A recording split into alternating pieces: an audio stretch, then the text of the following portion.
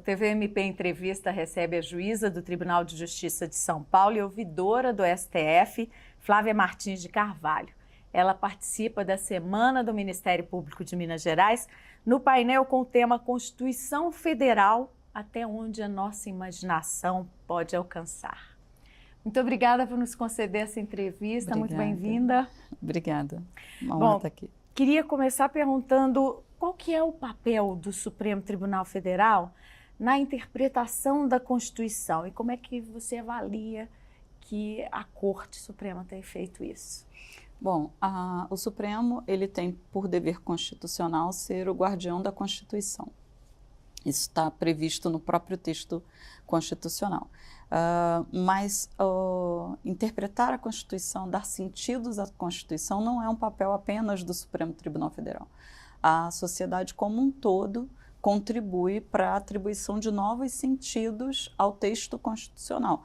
E o Supremo, em alguma medida, vem cada vez mais incorporando esse diálogo com a sociedade na interpretação constitucional. Esse trabalho que tem sido feito, na sua avaliação, tem sido bem feito? Tem acompanhado a mudança dos tempos, né? Já que a nossa Constituição está caminhando aí para os 40 anos? Pois é, uma jovem senhora. Sim, eu entendo que o Supremo vem atuando de maneira diligente para garantir o texto constitucional, para dar concretude àquilo que está estabelecido na Constituição. Que aspectos da Constituição você avalia que poderiam ser melhor explorados ou até atualizados? Eu não sei se é o caso de atualização da nossa Constituição. A nossa Constituição ela traz já um conteúdo bastante extenso, capaz de dar conta dos dilemas da nossa sociedade em grande medida. Talvez a questão seja muito mais de atualização da sociedade do que do texto constitucional, porque é essa dinâmica de atualização da sociedade, das estruturas da nossa sociedade, que mobilizam aqueles e aquelas que operam o direito, que fazem com que o direito seja aplicado. Eu conversava há pouco com o ministro Carlos Mário Veloso sobre uma proposta de emenda à Constituição que acrescenta um outro direito fundamental, aquela lista que a Constituição de 88 já previa, que seria o direito ao cuidado. Qual que é a sua opinião sobre isso? Eu acho ótimo, mas a gente tem que pensar em quem cuida de quem cuida, né? Porque hoje, na nossa sociedade, nós sabemos que as atividades, as tarefas de cuidado estão, sobretudo, a cargo das mulheres, né? E principalmente das mulheres negras.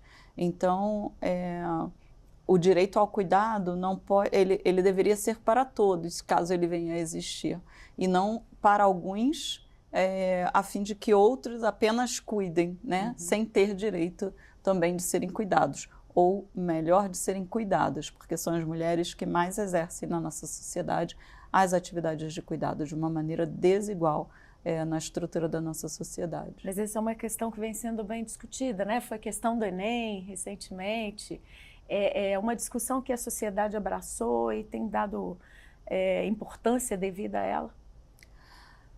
É uma questão que está em disputa na sociedade, né? A paridade de gênero, a igualdade nas nossas estruturas sociais é uma questão que está posta na sociedade. Eu acho que não é mais possível que a gente retroceda nesse diálogo, mas a gente ainda tem muito para caminhar. Falando de uma outra questão, os avanços tecnológicos, né, que trouxeram tantos desafios novos para a nossa sociedade. De que forma a Constituição e as leis em geral, né, vêm se adequando a essas demandas de direitos e deveres digitais? A Constituição ela já traz uma proteção à intimidade, à honra.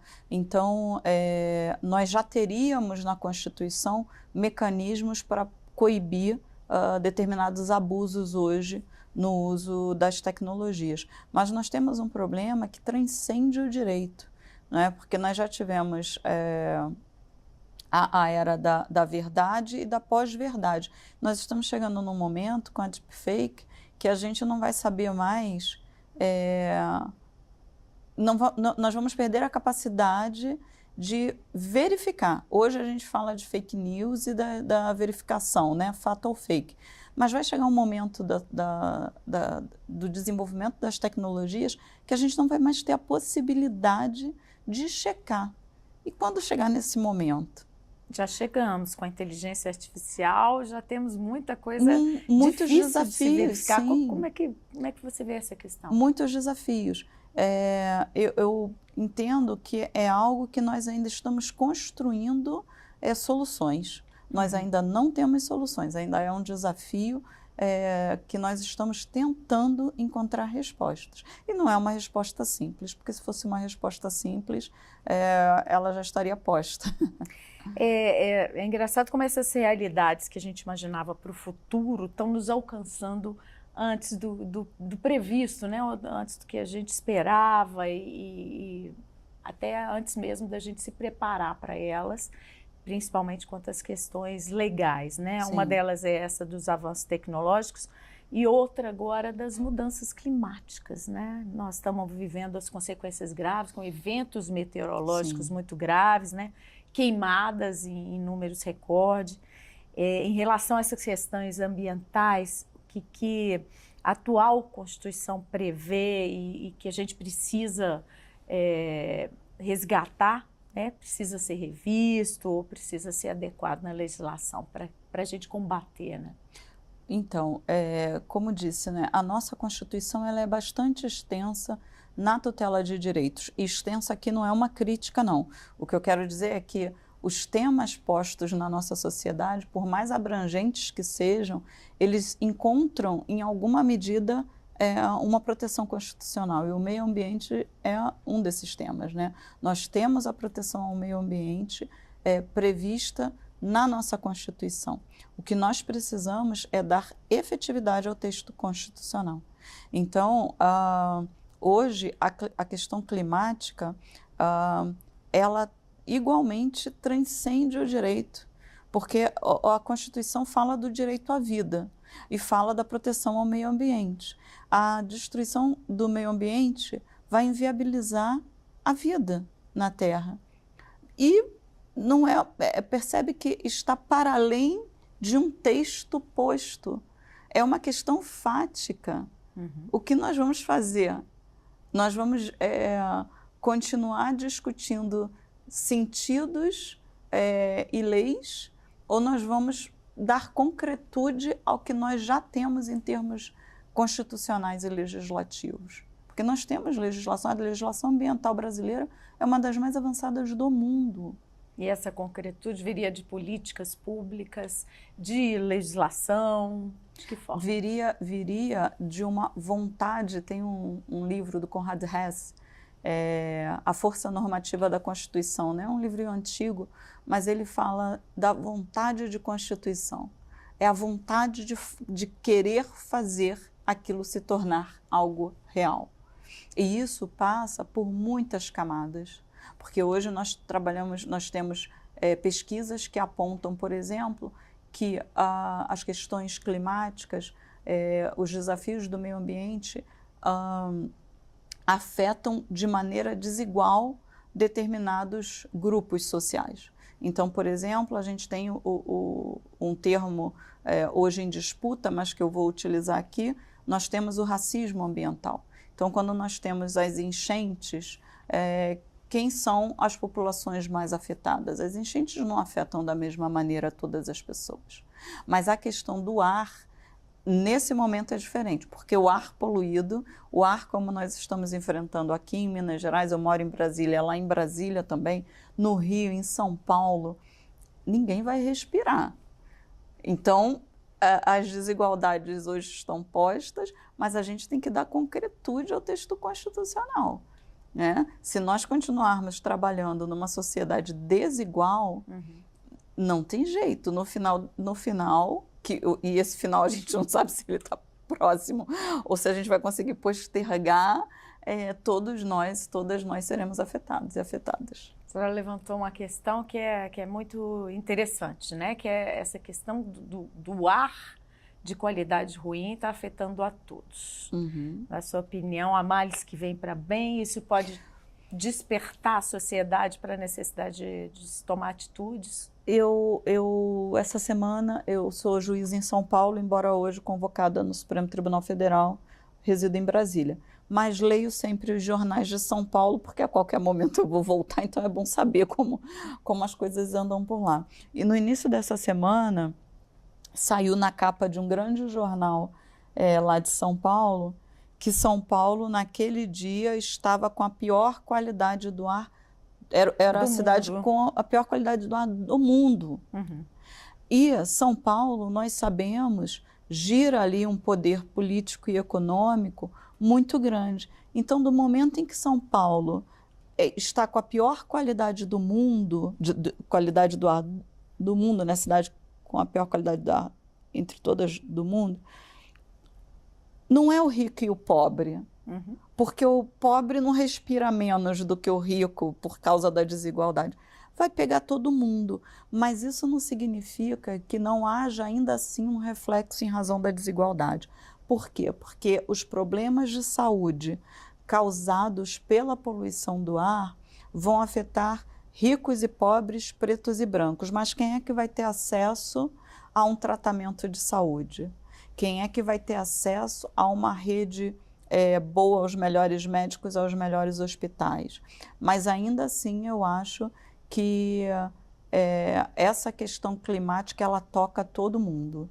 E tocando todo mundo, ainda que afete de maneira desigual, eu acho que sim, começa a chamar atenção para uma parcela da sociedade que ainda não tinha se preocupado suficientemente com isso, porque efetivamente ainda não tinha sido tocado por esses problemas. E a gente espera que não seja, que a alternativa escolhida por essa parcela da sociedade não seja buscar alternativas de fugir para Marte, né? Seja corrigir os problemas pois que temos aqui. Eu também ouvi um podcast essa semana que falava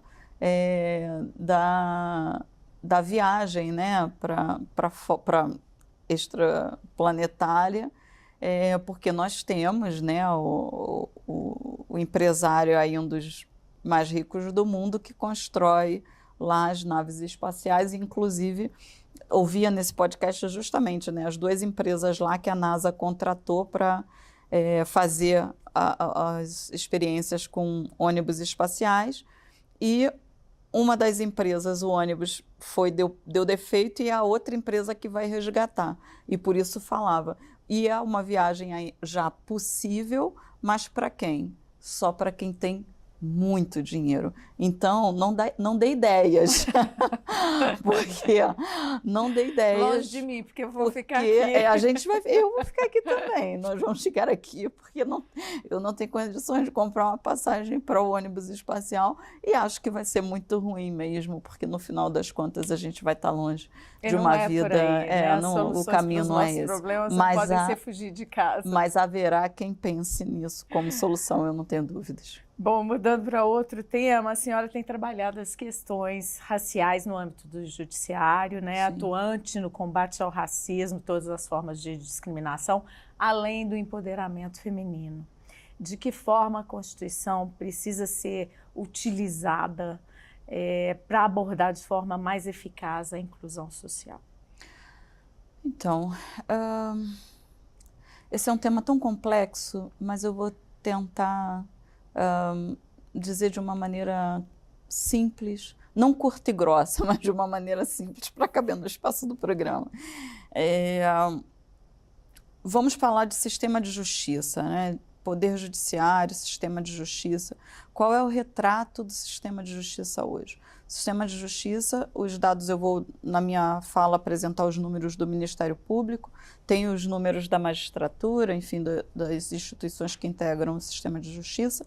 O que nós temos nesses espaços é uma prevalência, uma predominância de homens brancos, né? Então, o Ministério Público e a magistratura mais ou menos têm números parecidos, mais de 80% desses quadros são pessoas brancas e mais de 60% são homens. Significa que o retrato hoje, tanto do Ministério Público, quanto da magistratura, quanto do sistema de justiça como um todo, é masculino e branco. E desigual à realidade do país. E desigual, né? Exatamente, desigual em relação a fora desse lugar, né? E o que isso importa?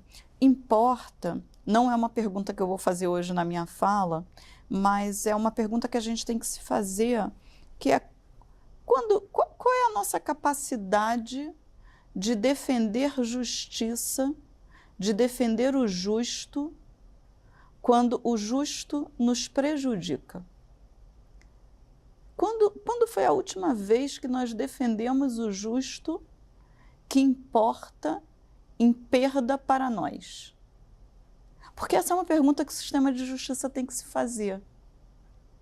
Porque se é um sistema de justiça predominantemente masculino e branco, significa que para chegar à paridade, para chegar a uma equidade de gênero e raça, eu tenho que ter outra conjuntura, outra organização de poder, outra organização de forças. Então, alguém vai ter que ceder espaço. Quem vai ter que ceder? Quem está no espaço. E quem está no espaço, majoritariamente, são homens brancos. Esses homens brancos estão dispostos a defender o justo que os prejudica? Essa não é uma resposta que eu sou capaz cega, né? Essa não é uma resposta que eu tenha que dar, porque eu sou uma mulher preta. Mas essa é uma pergunta que eles têm que se fazer. Eu estou disposto a defender o justo que vai me prejudicar? Porque se não for capaz, o sistema de justiça não vai ser capaz de dar respostas adequadas para uma sociedade mais justa e igualitária. Uma comparação aqui que me veio à cabeça é a formação de um júri, né, num tribunal. Ele tem que buscar a igualdade e a sociedade, a representação da sociedade, né, para que ele seja, porque ele tenha a capacidade de julgar justamente. Para que ele consiga contemplar várias perspectivas da sociedade, né? E pluralidade é um valor da nossa Constituição. Pluralismo de ideias é um valor da nossa Constituição. Estamos buscando isso de forma eficaz? Nós estamos buscando e já melhoramos muito. As próprias instituições que a gente estava citando aqui, tribunais, Ministério Público? Sim. Já há um esforço, nós caminhamos significativamente, porque quando eu ingressei na magistratura, isso não tem tanto tempo assim, eu tenho 6 anos de magistratura, quando eu ingressei na magistratura, o sistema de justiça e o poder judiciário ainda estavam num estágio de negação, que é um estágio de nós não somos racistas. O racismo não existe no nosso espaço institucional.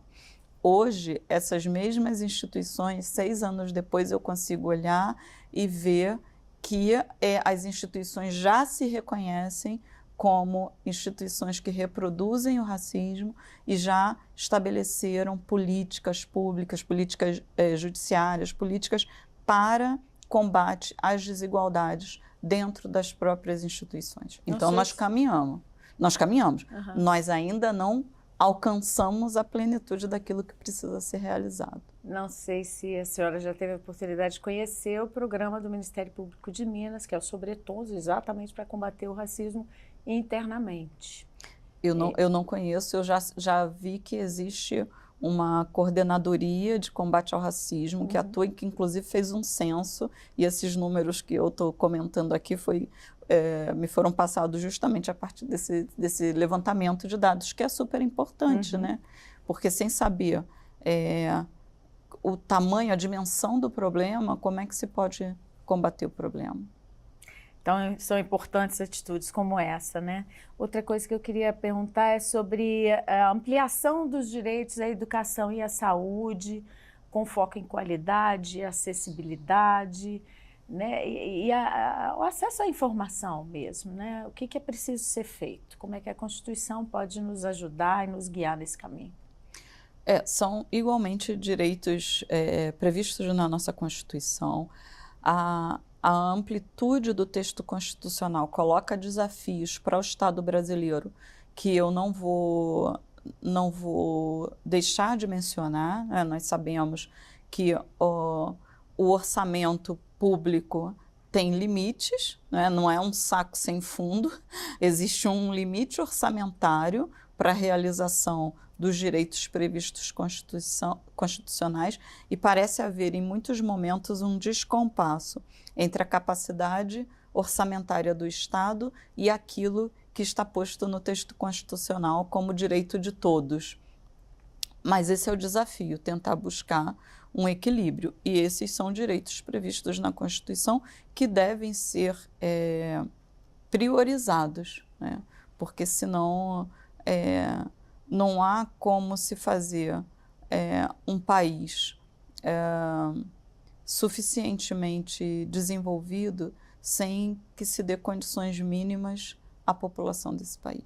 A judicialização tem sido uma resposta, né, a muitas vezes, a desrespeito a esse direito essencial, a educação e a saúde. Sim. Como é que você vê esse problema? Sim, nós temos uma busca ao judiciário como última porta em que as pessoas podem bater para garantir condições mínimas, muitas vezes de existência, de sobrevivência. E o judiciário, como última porta, não pode se furtar de garantir esses direitos. É claro que, como disse, as questões são muito mais complexas do que eu conseguiria traduzir aqui nessa rápida entrevista. Por quê? Na medida em que cada juiz, né, no cantinho da sua comarca, vai dando a sua decisão, isso gera algo que nós já chamamos de efeitos sistêmicos das decisões judiciais. Ou seja, eu aqui não consigo enxergar, porque sou uma juíza, né, atuando, sei lá, numa comarca, numa vara de interior, numa comarca de interior, não consigo enxergar que aquele meu grãozinho de areia ali, quando eu dou um direito à saúde, à educação, enfim, que aquilo ali afeta o orçamento público da União, por exemplo, né? Mas alguém tem que ter esse olhar do todo e conseguir compreender esses efeitos sistêmicos para quê? Para gerar políticas públicas capazes de mitigar a judicialização. Mas há um ponto a respeito da judicialização que é importante da gente pensar, é que decisões judiciais, embora os tribunais não sejam, por natureza, uma instância política, decisões judiciais geram descontentamento político ou podem gerar descontentamento político, desagradam uma parcela da população, qualquer que seja a decisão, ela é capaz de desagradar uma parcela da população. E isso que parece ser um desarranjo de forças entre os três poderes, muitas vezes nada mais é do que uma estratégia dos poderes que são, por natureza políticos, de jogarem ao judiciário o encargo de tomar determinadas decisões que vão desagradar a parcelas significativas da população. Por quê? Porque desagradar a parcela da população significa perder votos. E esse é um problema do nosso país. Essa questão da judicialização toca esse aspecto também. Nesse aspecto, então, eu vou te perguntar como aumentar, como fortalecer mecanismos para ampliar a participação cidadã nessas decisões. No âmbito do Supremo Tribunal Federal, a gente teve agora, em dezembro de 2023, a criação da Ouvidoria do Supremo Tribunal Federal, com a sua subunidade da Ouvidoria da Mulher. Eu sou justamente hoje a juíza ouvidora responsável por essa área. Mas para além da ouvidoria, a ouvidoria é esse canal de comunicação do Supremo com a sociedade. Mas para além da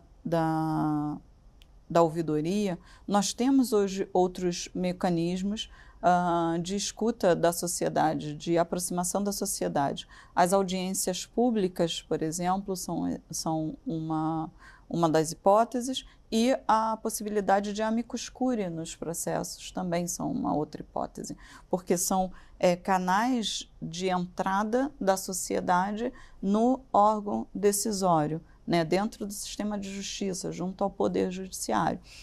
É importante aqui, justamente pelo fato dos tribunais, do Poder Judiciário não ser uma instância, por natureza política, há um papel que a gente chama de contramajoritário na atuação da Corte Constitucional e na atuação dos tribunais.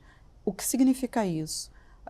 Nós não temos a obrigação de fazer a vontade da maioria. Nós temos o dever de cumprir a Constituição. E cumprir a Constituição, sobretudo naquilo que diz respeito à defesa de direitos fundamentais, pode importar, por exemplo, desagradar a maior parcela da nossa sociedade. Então, eu te dou um exemplo. O Supremo garantiu as uniões homoafetivas, né? A possibilidade, o reconhecimento jurídico às uniões homoafetivas, uniões entre pessoas do mesmo sexo. Eu não tenho dúvida alguma de que na sociedade fraturada que nós temos no país hoje, em que uma grande parcela da sociedade se diz conservadora, eu não tenho a menor dúvida de que essa decisão desagrada.